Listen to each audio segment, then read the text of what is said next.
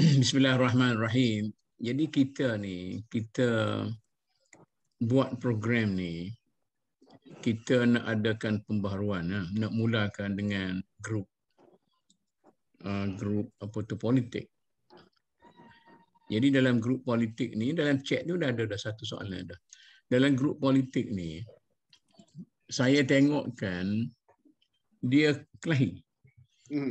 Mula-mula dulu kita sangat-sangat berhati-hati nak buka dewan politik. Takut dia jadi kacau.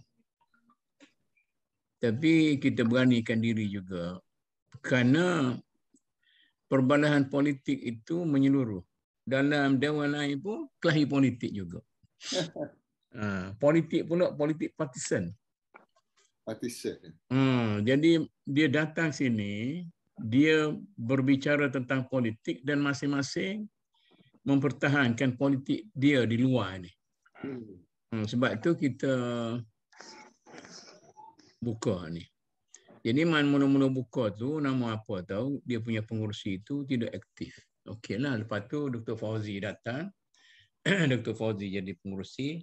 Itu pun kita harap Dr. Fauzi aktif lah, pimpin orang ni supaya dia lebih memahami politik apa kita panggil politik yang tidak sangat menekankan soal parti sendirilah. Kita cuba.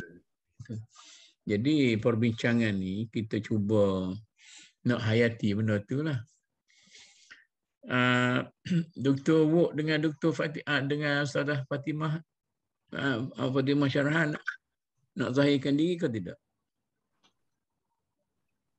Tak lah. Kalau Datuk minta, saya zahirkanlah. Kita buat budaya lah, zahirkan lah.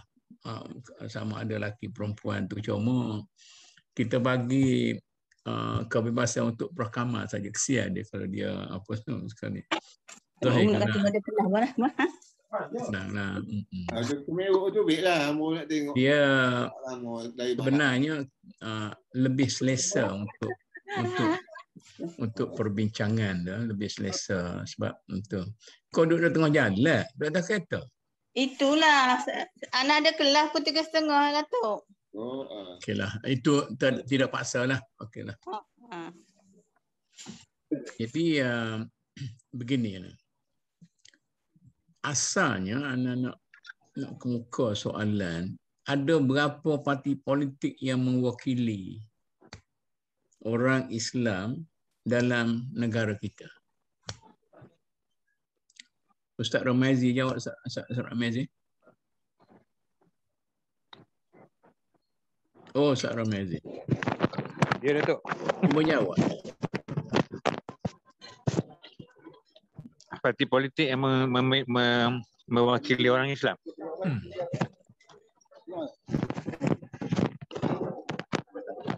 Ingat tidak?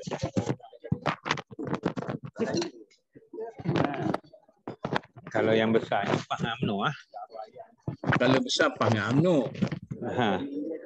Lepas tu parti Mahyudin tu, parti Mahathir Mahyudin. Itu parti-parti kecil lah.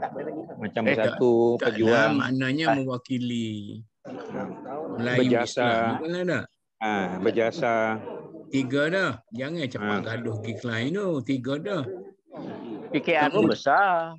PKR dia multi apa? PKR tu kita kemudian. Amanah dia. Sama.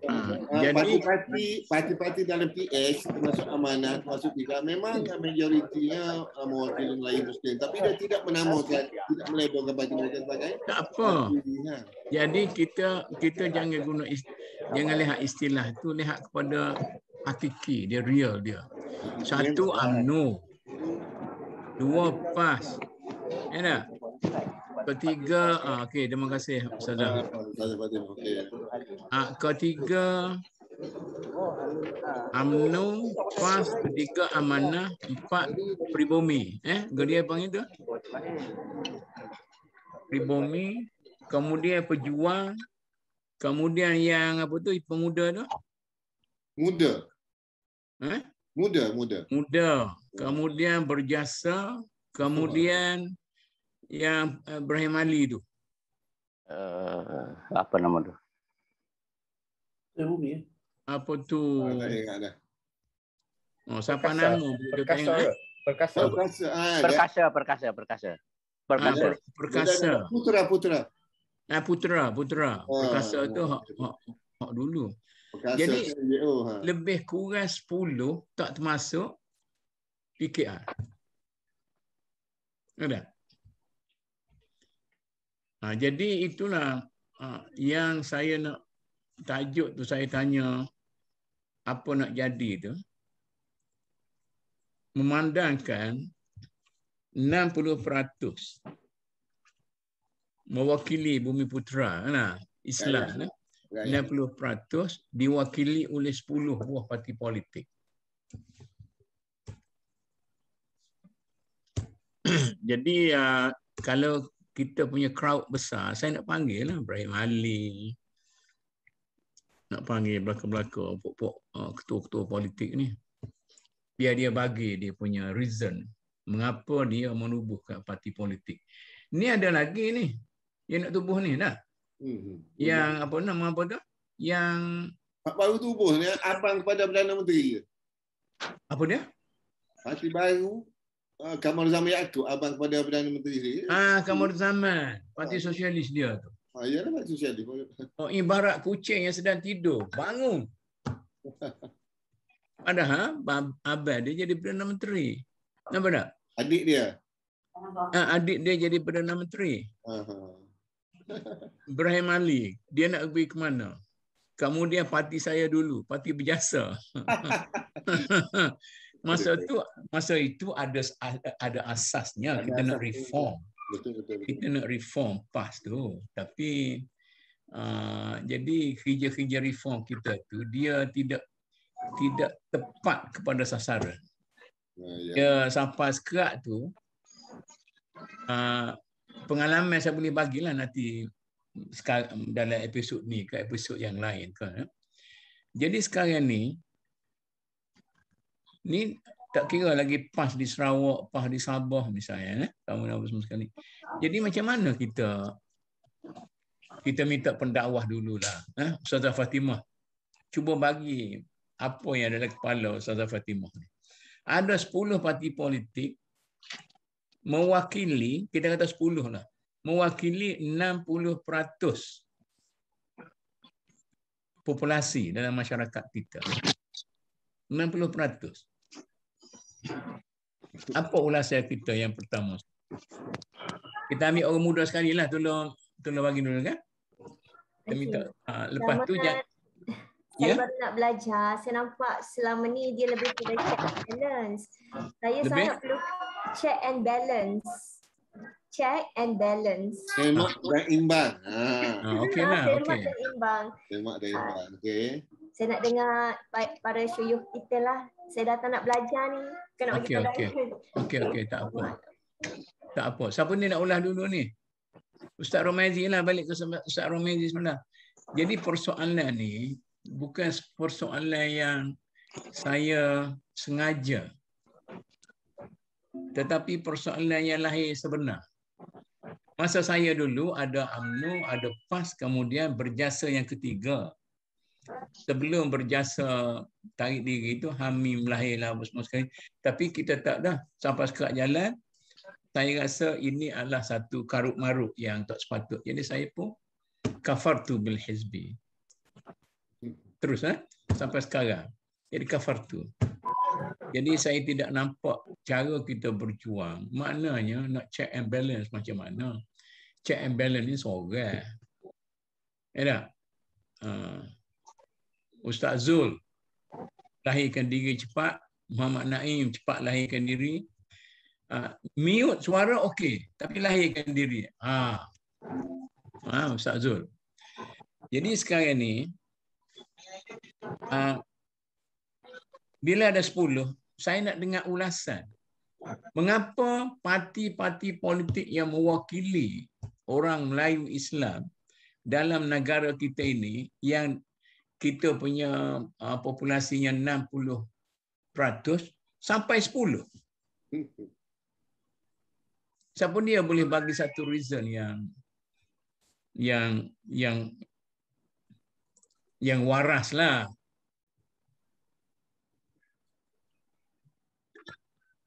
Siapa dia nak bagi reason ni? Orang Melayu tak pandai berpolitik ke? Orang Melayu tak pandai berpolitik. Tu Datuk Sob kata orang Melayu mana kerana kebodohan sendiri ya. Begitu kan Datuk? Lahirnya begitu ramai parti-parti politik Melayu Islam, kata Datuk Yusof, kerana orang Melayu tidak pandai berpolitik. Maknanya dalam bahasa kasar lah. Saya dalam politik ni saya suka guna bahasa kasar. Sebab orang politik ni kalau bahasa halus, dia tak faham. Lambat faham. Dia lambat faham. Dia memekakkan telinga. Bahkan Hamzah kata, orang politik ni macam monyet. Ini Bakar Hamzah punya apa lah. Jadi satu hari tu saya pergi ke rumah dia dengan Datuk Mak Ciwok. Ada kat UM ni kan, dia duduk di rumah UM ni. Monyet datang. Dia kata ni macam ni orang politik ni. Dia kata tu lah, itu Asri, itu Amaluddin, itu apa-apa semua sekali. Mak Ciwok kata, ustaz yang hak mana? Dia kata aku hak belakang sekali. Dia pun mengaku, dia pun macam monyet juga. Sebab dia orang politik kan.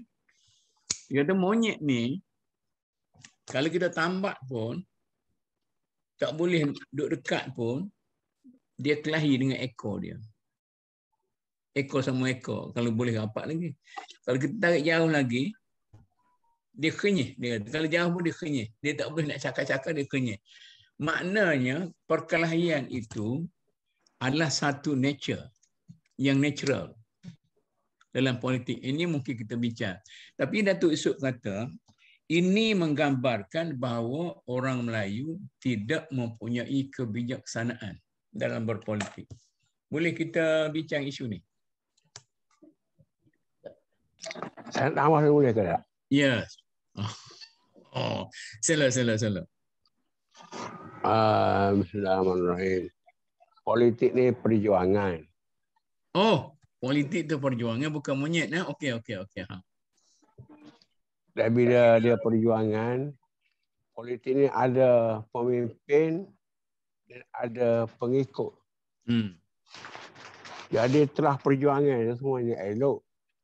Tapi dalam perjalanan dia tu ada sedikit sebanyak menyeleweng bahagiannya. Jadi timbullah konflik. Bila timbul konflik antara pemimpin, maka pengikut ni akan ikut pemimpin. Kita tubuhnya asal Melayu ni tak benar. Ya. Tapi kerana bagi setengah orang kata dah menyeleweng, maka tubuhnya pas. Bila pas menyeleweng, tubuh jasa. Amin. Amanah. Bila UMNO pula menyeleweng, tubuhnya bersatu.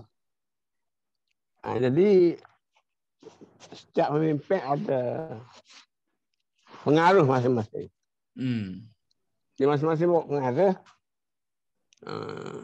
atas nama perjuangan, kalau sebenarnya kadang-kadang atas nama individu pemimpin lah, maka mereka berpecah. Saya nampak itu. Jadi maknanya penubuhan parti-parti politik itu adalah untuk nak memenuhi hasrat para pemimpin. Ya. Dan pengikut ni ramai yang tak esok. Dan kepada pemimpin. Dan kehendak para pengikut supaya pemimpin dia kekal. Begitu kan? Ya. Okey. Tapi persoalannya, kalau nak mengekalkan hasrat, nak jadi pemimpin, dulu kita muda-muda dululah. Kita bincang. Ni Dr. Kamil ni orang Anwar Ibrahim ni. saya pun satu masa tu boleh berapa-apalah, berkelahi-kelahi. Masa dia belum jadi menteri. Bila dia jadi menteri itu, dia dikelilingi oleh orang-orang UMNO dah lah. Orang-orang kawan-kawan asal tak ada dah lah. Dia sama ada melarikan diri ataupun dia menjauhkan diri pada kawan-kawan. Jadi maknanya, kesimpulannya Anwar Ibrahim ni, kalau dia terus duduk dalam ABIM, dia tidak boleh jadi Perdana Menteri. Kalau dia pimpin berjasa, kami nak serah berjasa kat dia. Jawapannya macam itu juga. Parti nyamuk. Parti kecil. Walau bagaimana dasar perjuangan pun, dia tidak boleh membawa pemimpin dia jadi Perdana Menteri. Dia macam ni. Setiap parti politik yang ditubuhkan kerana dia nak memimpin. Setiap pemimpin parti politik, dia nak jadi Perdana Menteri. Okey. Jadi adakah bila dia nak jadi pemimpin dan pengikut dia nak suruh dia memimpin, apa standard kepimpinan yang dia nak? Adakah dia nak jadi Perdana Menteri? Nama apa tu yang pemuda tu? Yang Said apa tu? Syed Saddiq. Syed Saddiq. Kalau tanya dia kata bukan saya nak jadi Perdana Menteri sekarang. Saya nak jadi Perdana Menteri lagi akan datang. Okey. Jadi Ibrahim Ali nak jadi Perdana Menteri, anak jadi Perdana Menteri. Bila? Nanti pok tua ni mati. Tengku Razali nak tubuh politik juga. Kerana kecewa dengan UMNO, tidak lantik dia jadi Perdana Menteri. Tun Mahathir, bagaimanapun dia tubuh parti politik. Walaupun dia kata dia dah tak mampu dah apa semua sekali. Jadi kemudian yang bekas PKR dalam Bersatu itu nama apa? Azmin pun nak sayap dia nak tubuh parti politik. Ada. Jadi yang Dr. Kamil kata tadi betul. Setiap pemimpin itu ada pengikut. Dan setiap pemimpin itu nak jadi pemimpin dan setiap pengikut nak supaya pemimpin dia jadi memimpin. Tapi apa tujuannya? Kata Datuk Isuk, kerana kebodohan para pemimpin Melayu dalam menentukan strategi politik, perjuangan politik. Tapi Dr. Kamil kata ini bukan kebodohan dalam menyusun strategi. Macam mana Dr. Kamil? Tak ada strategi langsung. Kalau tak ada strategi langsung, kita panggil tidak salah lah pula. Tak ada. Mana tak ada strategi langsung. Merah, kuning, putih, semua sekali ada color, tapi tak ada color. Dia gitu saja. Kau macam mana Dr. Kamil? Unmute ni. Unmute. Bila nak cakap unmute lah. Jadi masing-masing orang ada pemimpinnya, ada idealisme dia. Kita tengok dia besar dah. UMNO, idealisme dia ialah warisan daripada penjajahan. Kita tengok terah perjuangan dia. Mari pas nak menjalankan Islam. Badatun, Thayyibatun, Orobun, Ghafur. Kemudian orang macam Anwar tu dia melalui saluran gerakan Islam. Dia anggap dia lebih besar daripada parti saja. Dia hubungan antarabangsa dan sebagainya. Jadi masing-masing itu ada dia punya idealisme.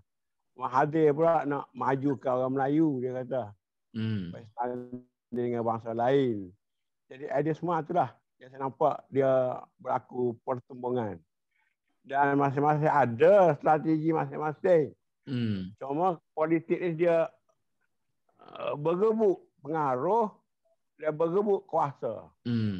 Cuma zaman mutakhir ni dia pergi lagi. Bergebuk harta benda, bergebuk kedudukan dan sampai masing-masing nak membina dia punya legasi lah. Dia nak turun kepada anak-anak. Maka Najib Razak betul kepada apa ni Razak. Jangan pergi jauh lagi. Jangan pergi jauh lagi. Itu kita nanti tunggu dulu. Kita soalan sekarang ni, mengapa adakah Dr. Kamil kata orang tubuh politik kerana nak mengekalkan kuasa, nak waris pada anak dia? Ya tu dia bagi sampingnya. Jadi niat ni dia boleh berubah-ubah. Orang dakwah macam tu, mula-mula tu, ambil contoh dah. Pada dakwah, mula-mula tu memang dakwah Lillahi Ta'ala. Tapi bila banyak duit, banyak pengaruh, akhir masuk pengaruh politik, akhir dia pun menteri juga. Macam berlaku pada Arkan, sehingga jadi terkubur macam tu. Macam tu juga. Jadi maknanya manusia ni dia macam itulah. Kita tak kuat ya. Tak dunia ada. Maknanya lebih kurang yang Datuk Sok kata lah. Tidak mempunyai kecerdikan yang cukup untuk menentukan dasar perjuangan dan strategi perjuangan politik. Begitulah.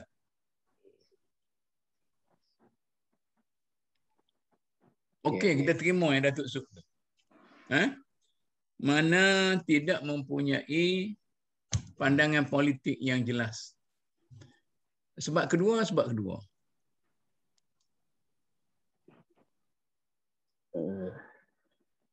Kita cuba fokus dulu. Saya rasa tidak ada orang tubuh parti politik kerana nak harta. Asal tujuannya. Malah untuk wariskan kepada anak pun. Bila kami tanya Tun Mahathir, ada tuduhan Tun bahawa Tun ini tubuh parti politik dulu ialah untuk nak bantu anak Tun jadi pemimpin. Dia tersedok. Dia keluar air mata. Tubik air mata, gonyah. Tak tahulah air mata orang main mata buaya tak kira lah. Tapi keluar air mata. Jadi dia kata tak, bukan kerana tu. Bukan kerana tu. Maknanya ada sebab-sebab lain. Dia ceritalah sebab macam ni. Jadi saya tak nak sebut dari sini sebab-sebab tu sebab belum tentu betul, belum tentu tidak. Jadi bila kita jumpa dengan Perdana Menteri Najib, kita tanya macam mana kelahi tak boleh nak baik dengan Tun ni apa-apa semua sekali. Nah, dia kata tak boleh dah jauh sangat. Jadi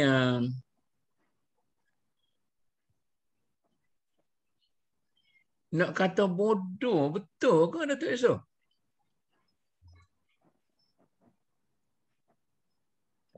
Tak bodoh ni katanya. Tak bodoh. Pada pandangan saya dia tidak bodoh pemimpin politik Melayu yang ada sekarang ni. Kalau dia bodoh tu makna tak sampai 60 tahun dia jadi pemimpin sehingga negara kepada hari ini. Tapi pada saya kita tengok asas kepada permulaan macam mana tertubuhnya sampai 10 apa 567 parti politik Melayu ni. Kita tengok pada asas peringkat awal UMNO tu dulu. Okey, UMNO daripada awalnya tertubuh oleh kerana kepimpinan UMNO itu berlaku di UMNO itu maka lahirnya PAS. Apabila berlaku ketidakpuasan hati berlaku. Bila berlaku saja maka dua sudah berlaku. Maka UMNO terus berlalu maka perpecahan berlaku dalam UMNO. Dan dalam PAS juga berlakulah PAN sebagainya. Kita melihat di sini soal kepimpinan yang memimpin dalam konteks bagaimana dia memimpin dalam kumpulan dia. Kadang-kadang dia ada menggunakan kepentingan diri sendiri dalam membuat suatu keputusan. Kan kita diajar oleh Nabi bagaimana dalam suatu keputusan harus dibuat dalam berbentuk musyawarah. Tetapi ada pemimpin, kebanyakan yang berlaku ni lah. Apabila pemimpin itu, dalam sesuatu perkara dia sudah melibatkan suatu keputusan dia sendiri. Bila dia membuatkan keputusan sendiri, menolak keputusan yang telah diputuskan, maka lahirlah satu kumpulan yang tidak berpuas hati. Maka tidak berpuas hati, maka cara kaedah bagaimana? Maka dia akan cuba, kadang-kadang dalam kepimpinan juga, ada di kalangan, macam mana kata Datuk buka macam ni, tiba-tiba ada orang cakap sebagainya, tak potong. Tak bagi pandangan. Yang keras sikit, tak potong. Ini di antara, kalau kita tengok dalam Rasulullah sendiri pun dalam peperangan Badar memberi pandangan para sahabat Omar dan Sayyidina Abu Bakar. Rasulullah menerima. Tetapi yang berlaku di kalangan sekarang ini, apabila pandangan diberikan oleh jawatan kuasa dia, sama ada timbalan di kalangan dekat-dekat dia, maka dia rasa agak mencabar, maka di sini dia sudah mula nak cut. Bila sudah cut, potong sebagai marah, maka dia akan lahir perasaan tidak setuju, maka dia akan melahir, lebih baik tubuhkan satu parti lagi. Jadi bila tubuhkan parti ini yang berlakulah. Kepimpinan lampas umpamanya, bagaimana berlaku timbulnya PAN. Ialah hasil daripada kerana ketidakpuasan hati daripada kepimpinan yang berlaku. Mungkin kerana tindakan kepimpinan itu dalam konteks dia membawa arah tu tidak mengikut dasar kehendak yang telah diputuskan. Ataupun dalam kadang-kadang keputusan telah dibuat tetapi dilanggar. Jadi soal kepimpinan yang memimpin jadi leader itu yang sudah lari daripada keputusan yang dibuat, sedangkan dia tak ajar. Nak kata dia bodoh tidak boleh. Pasal dia sudah memerintah yang begitu lama. Cerdik orang Melayu ni memerintah sebenarnya. Cuma keadaan yang berlaku je yang ketamakan, nak boikot, nak cah keting, nak rasa orang ni agak lebih sikit dia nak potong. Dia tidak menjadikan satu partner dalam kepimpinan. Ini Datuk saya tengok ni. Jadi akhirnya sampai pada hari ini lahirlah daripada dalam parti itu yang tidak puas hati sesama dia, maka mewujudkan partinya lain. Wujudkan parti. Bukan perangkat awalnya untuk menjadi Perdana Menteri, tidak. Dia nak menjadi Perdana Menteri bukan tujuan untuk mengumpul harta atau buat-buat, tidak. Dia tidak berlaku begitu. Yang berlaku itu selepas tu. Tapi peringkat awal tu yang kita tengok bagaimana kepimpinan orang yang memimpin itu, justru dia memimpin, tidak memimpin tetapi menggunakan kuasa. Bila agak orang tu lebih sikit dia mula nak cut. Orang yang kena cut ni ada daya kepimpinan. Nanti saya nak tanya. Apabila iblis membantah perintah Tuhan supaya para malaikat sujud pada Adam.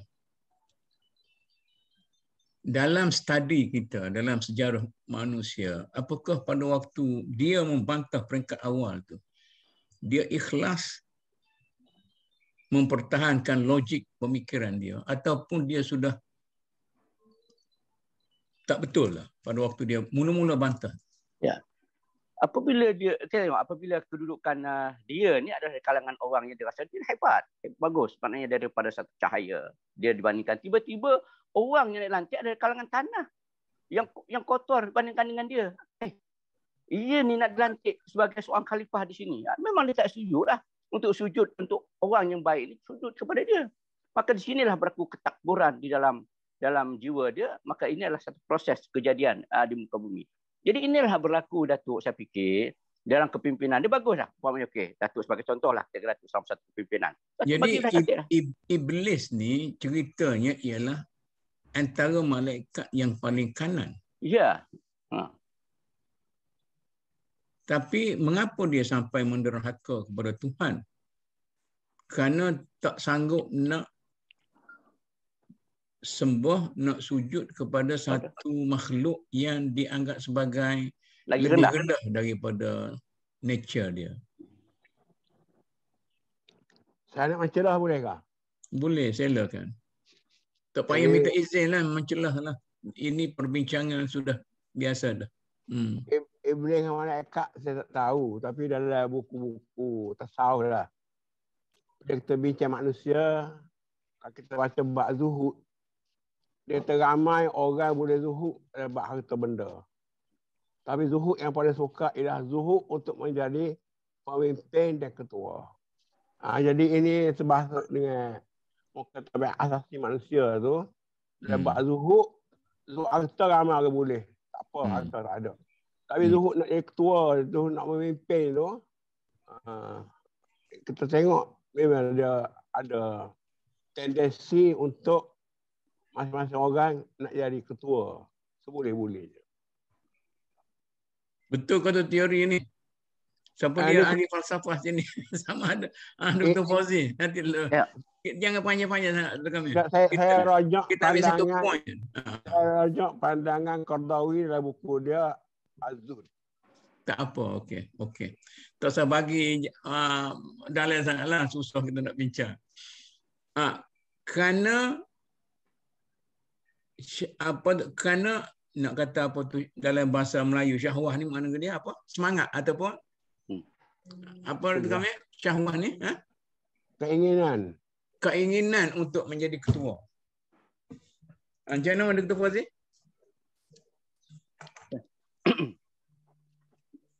Datuk saya tengok, saya menjelasnya. Saya ingat keinginan peringkat awal dia bukan ingin menjadi ketua peringkat awal tu.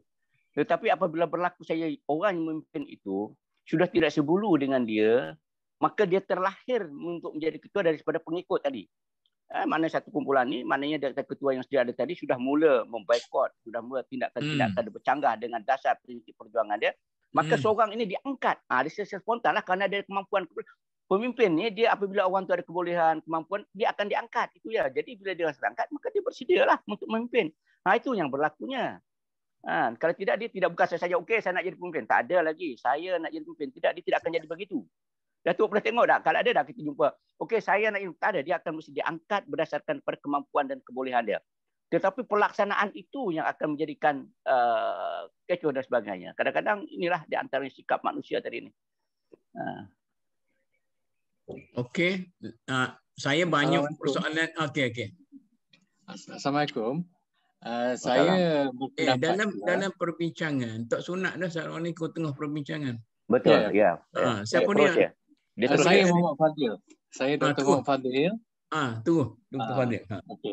Jadi dalam semangat untuk seseorang, terutama sekali kita tak kala ini ingin mencari pengganti ataupun bakat-bakat dalam agama rakyat Malaysia ni untuk jadi pemimpin.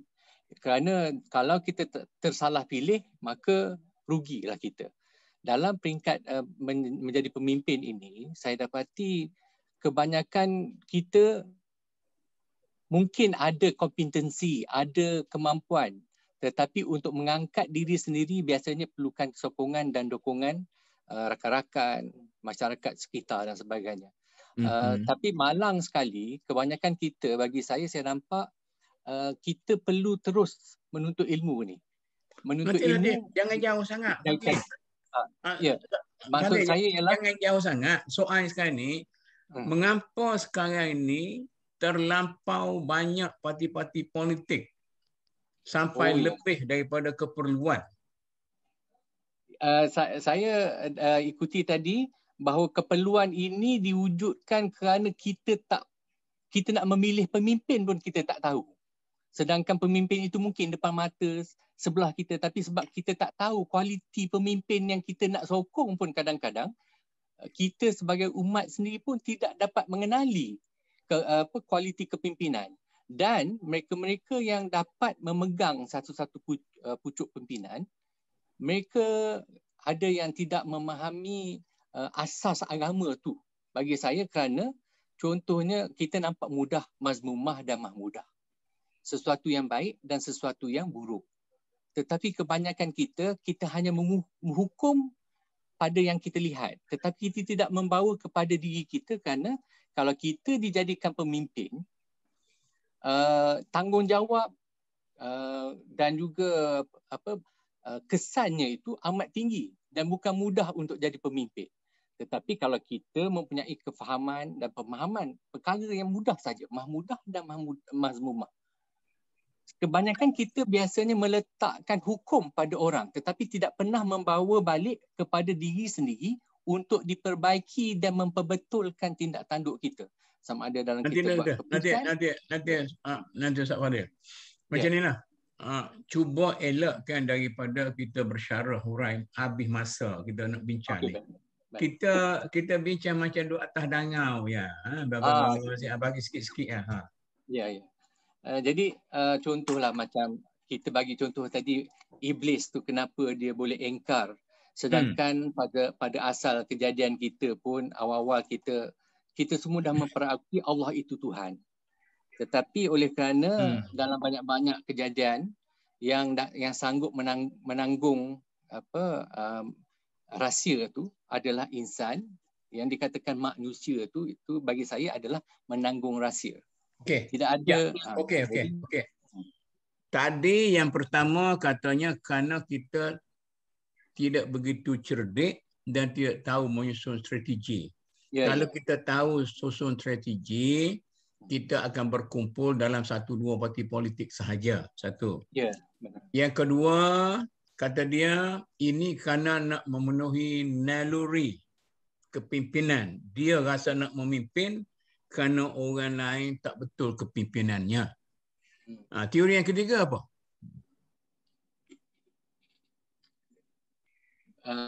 Teori kepimpinan tidak ada sebenarnya. Bukan kerana nak memimpin. Bukan, lebih kepada apa, kalau ada pun pada awal sebelum naik. Apabila dah naik kita nanti lupa. Sekarang ni mengapa orang tubuh parti politik? Yang ada ini tak banyak kita yakin. Tidak ada keyakinan pada yang ada. Nanti saya terpaksa minta orang lain. Saya rasa jauh saudara Fadil pergi jauh sangat tu. Nanti kita bincang semua. Siapa dia lagi nak bagi pandangan? Okey, Dr. Fauzi. Unmute.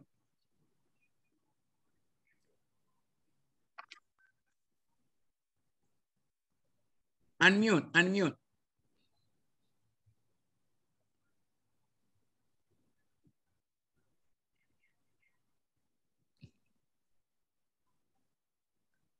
Tak boleh. Okey, tak boleh. Okey, orang lain. Nanti lepas ni, siapa dia nak angkat tangan, dia unmute dulu. Baru tak hilang masa. Sorry Syekh Fadil. Sorry. Nanti itu falsafah dia tinggi sangat, tak sesuai dengan soalan. Bukan dia punya pandangan tak betul. Soalan. Okey. Dia yang ketiga ketiga Datuk, saya tengok kenapa kita nak tubuhkan politik lagi. Katakan Datuk lah, saya punya presiden dah. Datuk dah ada satu kumpulan nama benda. Tiba-tiba saya ni Datuk terkeluarkan. Saya nak bertanding juga sebagai calon.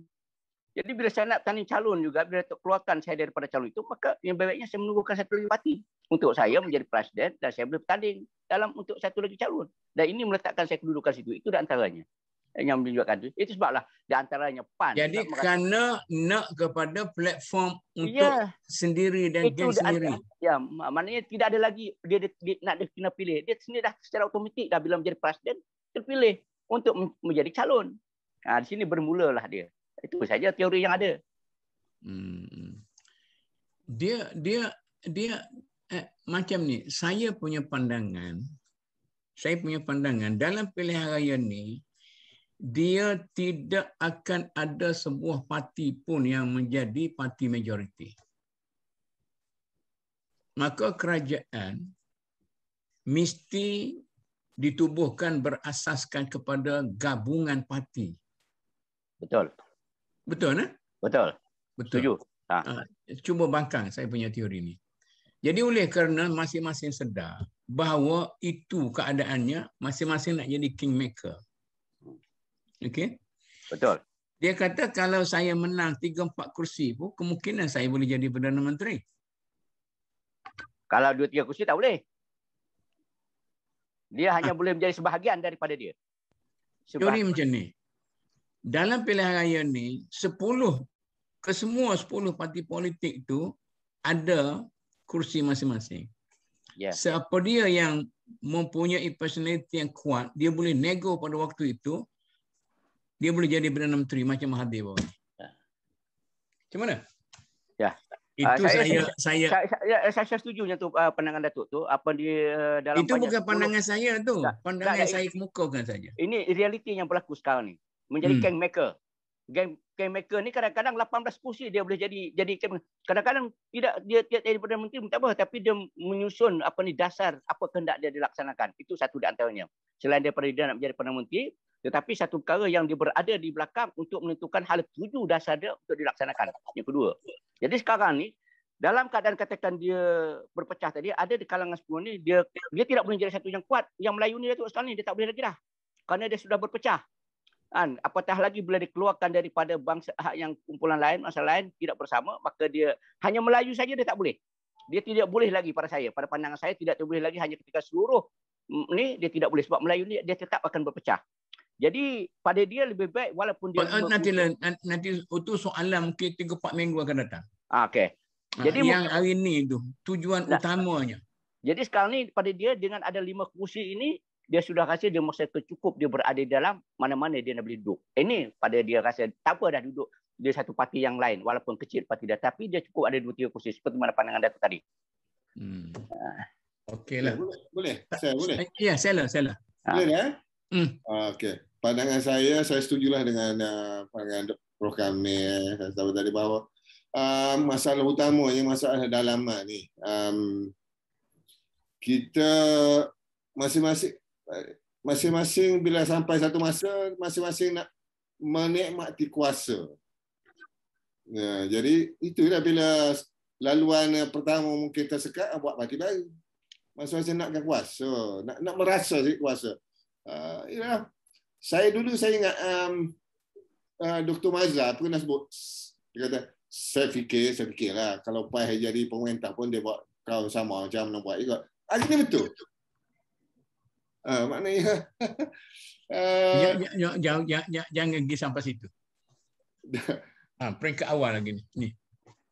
Peringkat awal itulah asal itulah saya nak masing-masing nak try tu. Kalau tak boleh kuasa pun nak cuba jadi kingmaker. Gitu. Jadi maknanya sama ada. Tidakkah ada hubungan dengan sikap ego? Itulah dalaman lah tu, betul lah tu. Saya nak memperincikan berapa sebabnya sebenarnya. Adakah sikap ego memainkan peranan dalam menjadikan parti-parti politik kita begitu ramai atau tidak? Tadi Datuk Sop kata bodoh, kemudian Dr. Kamil kata satu sikap untuk memenuhi naluri nak memimpin. Kemudian apa tadi kata proksi punya cerita, strategi yang terlampau cerdik.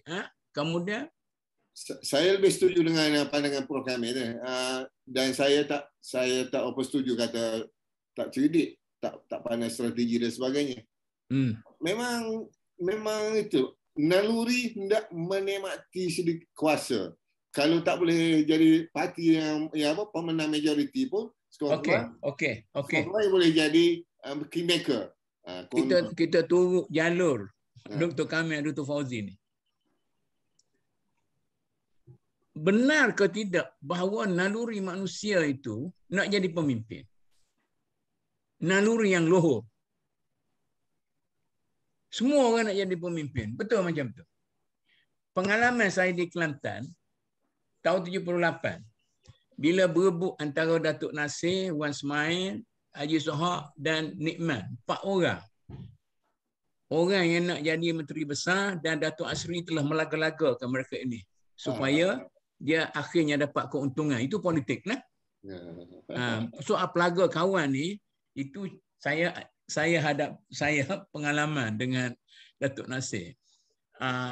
Anwar Ibrahim, dia pernah satu keping surat, dia potong 2, sebelah ni dia kata ke kawan ni, kamu masuk lawan Naib. Ni kamu masuk.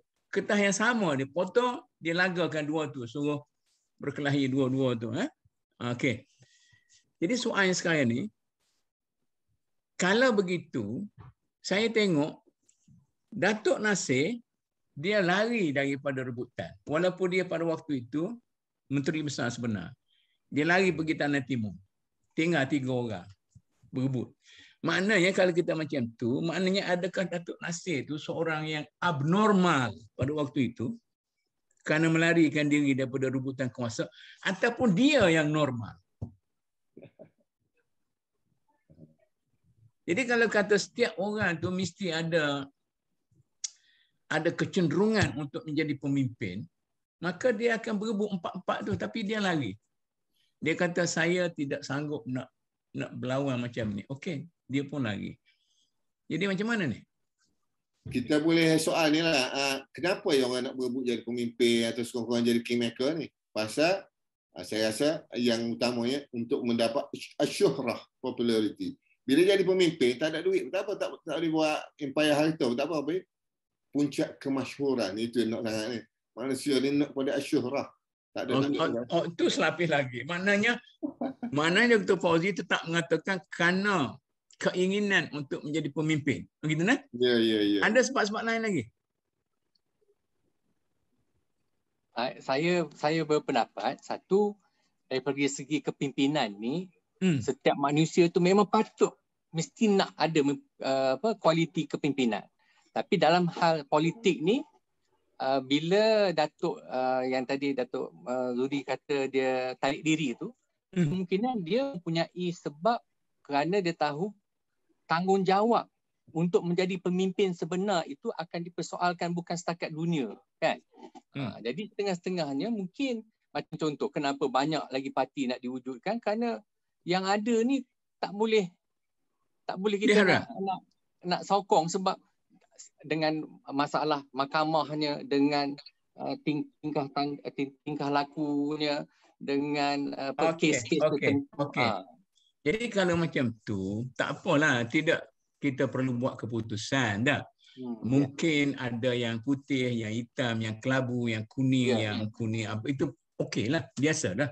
Dalam akademik begitu. Kita saya ada dua perkara. Yang pertama, memang tidak lagi lah seorang pemimpin ini apabila duduk situ dia sudah menjadi ego. Dia sombong. Ini dibuktikan apabila berlaku seperti mana iblis dan kejadian Nabi Adam. Mana ego itulah iblis dari itu. Itu satu bukti dia. Mana ego inilah menjadikan begitu. Yang kedua, pemimpin ni apabila dia sudah ada satu kelebihan pada dia, dia diangkat untuk menjadi pemimpin. Dia tak boleh angkat di sini. Dia diangkat oleh penyokong-penyokong kerana ada kelebihan pada dia. Dan daripada situlah maka dia terus nak jadi pemimpin. Dia diangkat pemimpin ni, bukan dia saja jadi itu. Ini Zul telah bagi teori baru. Dia nak jadi pemimpin politik kerana telah diadu domba oleh para pengikut. Satu, ya. Yang satu lagi teori. Jadi nak jadi pemimpin kerana ego, diadu domba oleh orang bawah. Kerana apa-apa semua sekali. Jadi banyak sebab. Adakah sebab ini ada yang perlu digugurkan ataupun itulah? Ya, betul. Dia memang perlu digugurkan. Prinsipnya kita ini, yang kita punya tindakan sekarang ini untuk menggugurkan yang tidak ada apa-apa sebagai pemimpin. Yang boleh menjadi pecah belah kepada dalam kepimpinan. Jadi ini yang kita nak gugurkan. Bukan gugurkan dalam konteks mana. Tetapi kita boleh nak meletakkan dia menyatu berada dalam satu kumpulan. Ini, tapi memang susah. Adakah pendekatan kita nak menyatukan duduk di bawah sekurang-kurangnya? Okey Zul, saya cuba bagi step yang kedua kan. Step yang kedua, apa asasnya parti-parti politik baru ni? Kerana ada kelainan falsafah perjuangan, ada kelainan ideologi, ada kelainan dasar parti, ada kelainan strategi, ataupun kerana asas-asas peribadi. Semua yang Datuk sebut tu ada belakang tu. Datuk sebut tu semua ada. Itu yang jadi berlaku. Atas dasar perjuangan parti berbeza. Betul? Ini meletakkan Islam. Ini sekularisme. Ini sosialis. Ini dah jelas yang tu. Yang kedua, asas kerana dia merasakan bahawa kepentingan untuk pada dasar dia. Jadi apa yang Datuk sebut tu memang semuanya ada. Itu jadi yang wujud. Okey Zul. Okey. Ada pandangan orang lain? Orang lain? Pandangan orang lain adakah?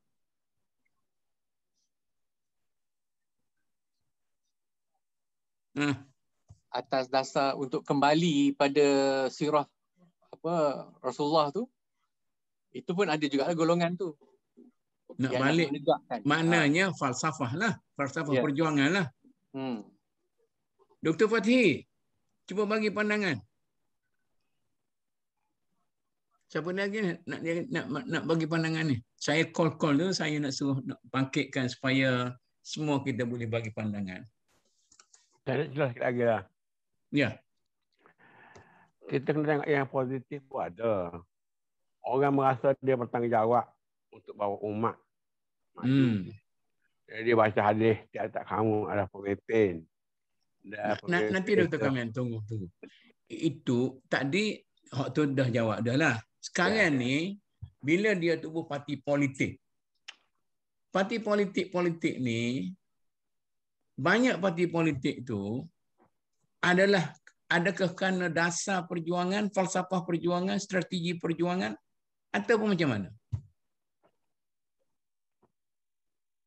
Dia bercampur-campur semua. Kita tak boleh satu-satu macam tu sebab manusia ni dia kompleks, dia berbagai-bagai. Okeylah, tadi kita minta 5 sebab. Ni pun nak cari 5 sebab juga. Saya nak ambil satu contoh lah. Orang, saya ambil orang yang ada kerah, ada lembut. Bila orang kerah buat keputusan, orang lembut tak setuju. Dia rasa strategi dia yang cara lembut tu lebih baik daripada cara kerah. Jadi perbezaan ni lah. Dengan ekosistem kita terima demokrasi sebagai sistem. Kerana komunis mungkin ada macam ni. Okey. Jadi maknanya bukan kerana falsafah, bukan kerana ideologi. Saya rasa ramai para pemimpin mempergunakan asas ideologi, kononnya demi agama, kononnya demi bangsa. Jadi sedangkan yang demi yang sebenarnya demi kepentingan diri, nak menonjolkan diri. Jadi mulalah cari sokongan. Jadi ahli-ahli lobby yang berjawab itu yang timbul istilah wala'un ni, mana ahli-ahli yang wala'. Maknanya 10 parti politik yang ada. Berada berapa ideologi? Saya masih ada 10 ideologi? 5? 3? 2? Tak banyak ideologi agama sekarang ni. Kita nak pisahkan di Malaysia, ada konteks Malaysia sekarang, kita nak pisahkan ideologi nasionalisme dengan Islam. Tak itu. UMNO pun bercakap agama, negara dan bangsa. Sama apa agama, negara dan bangsa. Berpecah 60 tahun ni baru nak bersatu semula. Bersatu semula ke? Yang nak bersatu semula kan ni masih dipersoalkan. Betul ke di atas dasar? Jangan pergi situ lagi. Kita bincang secara objektif. Kita jangan serang orang. Kita objektif. Ya. Nanti Zul. Saya nak bagi peluang. Baik. Okey. Yang senyap-senyap ni. Siapa dia nak cakap ni? Saya nak bagi tahu satu. Tok Iman ada bawah tu. Bagi tahu Tok Iman. Connecting. Cikgu. Ada dia. Saya dengar ni Datuk. Satu parti baru akan timbul. Parti Bahtera. Satu? Parti baru. Siapa dia pula nak buat parti ni? Parti Islam. Bahtera.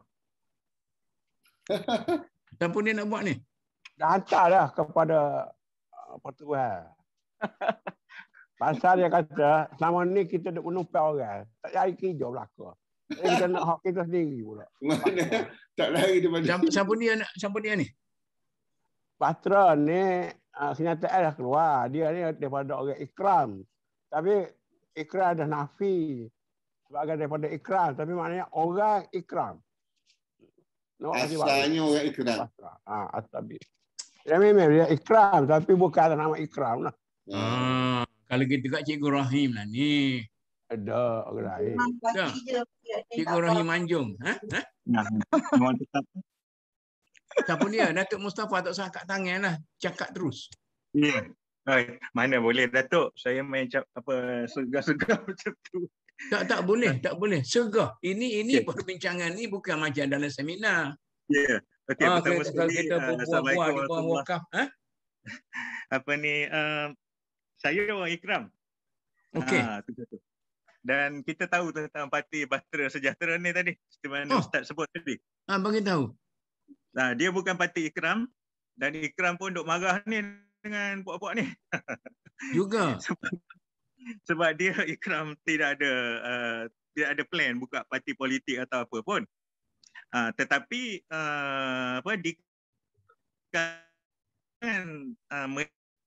menubuhkan Parti Bahtera Sejahtera. Kaitan dengan Datuk punya soalan ni ialah mereka yang tidak puas hati dengan the current political system. Mereka yang tidak puas hati dengan parti-parti politik yang ada. Contohnya PAS. Confirm lah dia awak dah tak boleh pergi dah. Amanah pun dia nampak sudah sedikit lari daripada asas perjuangan yang mereka harapkan. Dan sekarang mereka merasakan macam Syekh tadi sebut, mencari parti yang sesuai untuk mereka berjuang bermati-matian untuk menegakkan kalimah Allah SWT seperti mana orang lain juga dan masuk syurga. Dan itu utamanya kan, dan tidak kata orang lain masuk neraka lah. Yalah. Berjuang ni biar bermati-matian dan berbaloi. Contohnya ramai yang berjuang di dalam parti seperti Amanah, ada kawan-kawan saya yang akhirnya mereka diambil orang kata apa ya, dipelekehkan. Contohnya seperti mana parti-parti lain juga. Contohnya. Jadi bagaimanakah mereka boleh menganggap ini parti Islam? Jadi penubuhan parti baru sebenarnya adalah untuk membawa identiti Islam, kod and non-kod sebenar. Tapi sejauh mana dia boleh membawanya, itu kita tak tahu. Itulah cabarannya, Datuk. Jadi itu yang saya nampak. Maknanya tentang idealism pun ada sebab lah. Begitu kan? Saya mempunyai idealism sendiri, maka saya tidak lagi menerima orang lain dah rusak. Maka saya akan tubuh parti saya. Okey kan? Mungkin sebab-sebab lain. Saya nak cari satu tempat berteduh untuk saya dan kawan-kawan.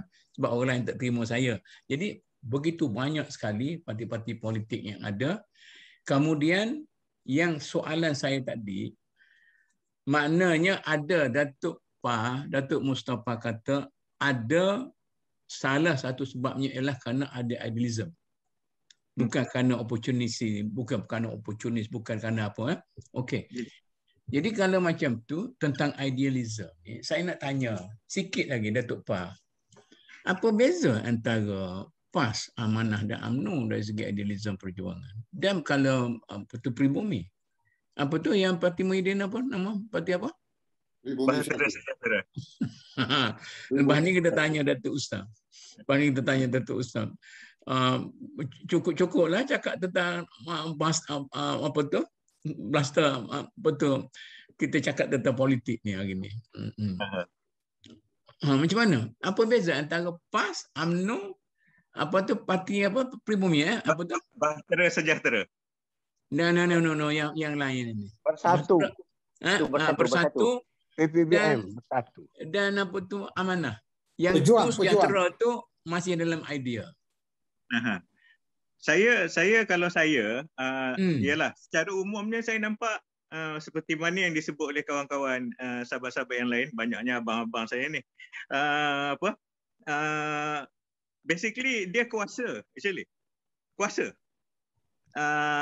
Dia kalau kita kata pertandingan bola sepak, dia pertandingan bola sepak inter-school dan inter-house. Okey. Inter-house pun sakan, inter-school lagi sakan lah. Jadi dua-dua. Jadi setengah orang dia tak selesa dengan inter-house ni. Inter-house pun berperang macam nak gerak. Jadi dia kata buat apa nak berjuang inter-house macam ni. Jadi dia pergi tempat lain lah. Itu yang agaknya buka parti baru tu. Ya. Betul. Itu pandangan saya. Ada setengah parti politik, dia pergolakan dalaman tu lebih hebat daripada lawan parti lain. Ada. Ya. Memanglah. Dan Amanah pun ada, Datuk. Dalam Amanah pun ada? Ya. Bukan saya kata itu saya orang bukan orang Amanah, tapi saya tahu kawan-kawan saya ramai. Datuk Osam. Dan semua parti politik. Jadi ada yang frust. Dia nak semua parti anggota. Cuba tanya Datuk Osam kejap. Macam mana? Banyak sangat parti politik ni, 10 nak Sejahtera, Bahtera pun nak 11, sampai belah-belah ni 60% orang Melayu. Saya rasa kalau bagi saya lah, orang Melayu ni dia dah jadi pakar pergaduhan. Pakar. Dia mesti bergaduh. Dia tak boleh duduk diam kalau dia tak bergaduh. Pasal ni saya rasa ini dia kalau pengalaman 100 tahun, 200 tahun dulu ni orang Melayu ni kalau tak boleh bergaduh pun dia nak tengok ayam tu bergaduh pun dia nak sanggup. Kerbau dia lagakan lagi, ayam pun dia lagakan. Burung pun dia lagakan. Ikan spila pun dia laga. Jadi maknanya bergaduh ni dalam budaya dia. Tapi saya rasa sekarang kenapa banyak parti tu kerana perjuangan lain pula. Lain tak apa. Lain kita tinggal. Jadi untuk persoalan sekarang ini okey. Tak dengar.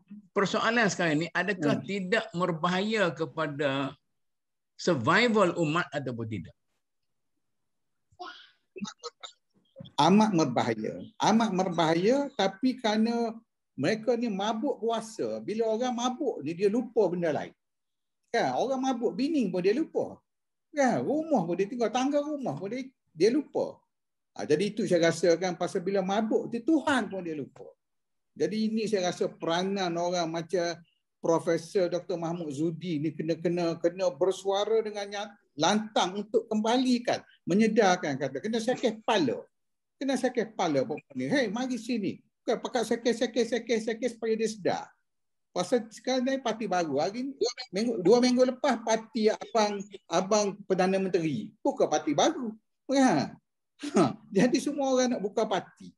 Pakar buka parti. Kan kita pakar perpecahan dan pakar buka parti.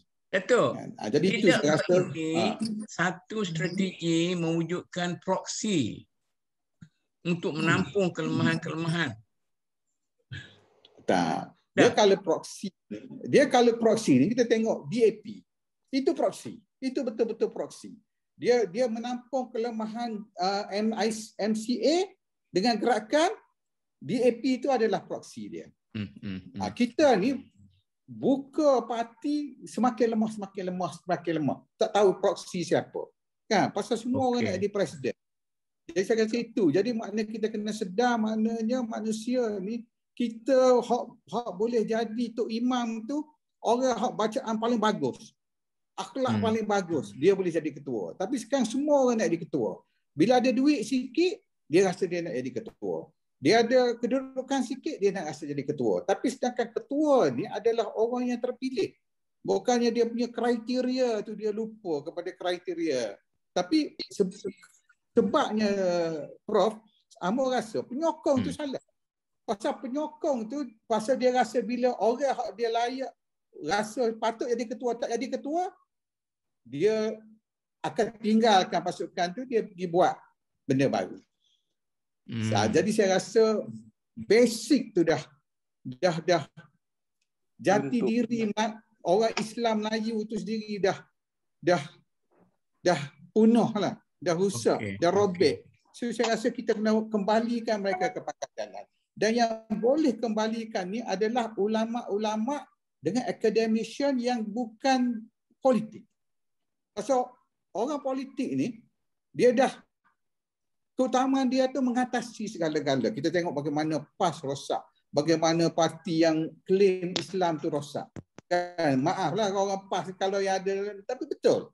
Kalau dia tengok PAS zaman Datuk Asri dulu dengan PAS sekarang berbeza. Kan? Jadi maknanya UMNO zaman dulu dengan zaman sekarang berbeza. Jadi hampir semua parti, lepas tu kalau kita tengok parti yang pernah berjasa pada negeri Kelantan, parti berjasa, dah pindah, boleh dijual parti itu kepada orang yang jadi ketua. Kan tak, sudah kita tak ada dalam tu dia jual tu. Jadi itulah sampai peringkat parti pun boleh dijual. Okey, Datuk. Nanti dulu. Okey, sabar. Jadi kita benarkan Datuk Isyam serang parti-parti politik tu bukan dia serang, dia hanya bagi contoh. Contoh. Ya. Nak tanya Prof Kamal lah, Datuk Tan Sri. Prof Kamal bagi sikit. Macam mana Prof?